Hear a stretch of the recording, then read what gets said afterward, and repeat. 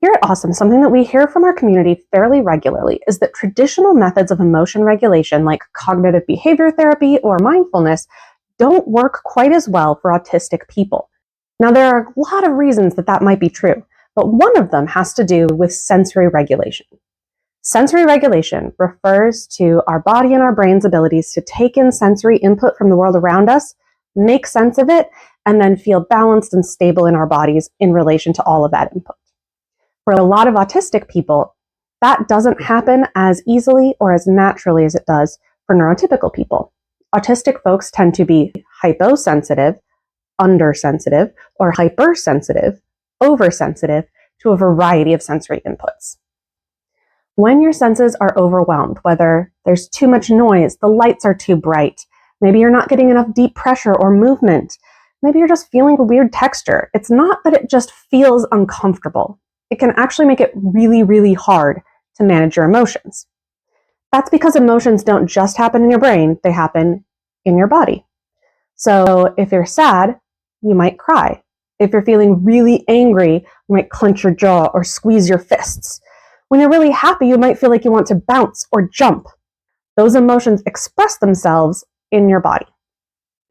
So when your sensory system is dysregulated, your entire body might feel out of control or unsafe, which can then lead to intense emotions.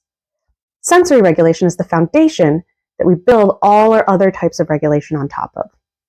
So if you're hungry, cold, tired, in pain, uncomfortable, chances are it's going to be much more difficult to regulate your emotions. So now that we understand the connection between emotion regulation and sensory regulation, what do we do with that information?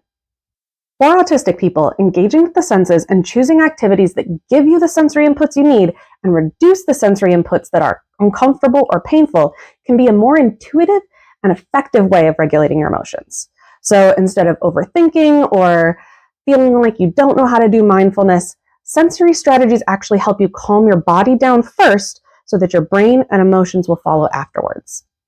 If any of this resonates, don't worry, you are not alone. There are tools that can help you out, and other people have spent a lot of time figuring them out for you, which is why Awesome put together the guide, Sensory Strategies for Emotion Regulation. It is totally free, and it is available now on our website. It's going to give you an overview of all of the sensory systems and how they work, arousal level plus reflection questions, activities, exercises, and strategies so that you can regulate both your sensory input and your emotions. You can download the full guide at www.ausm.org/sensory.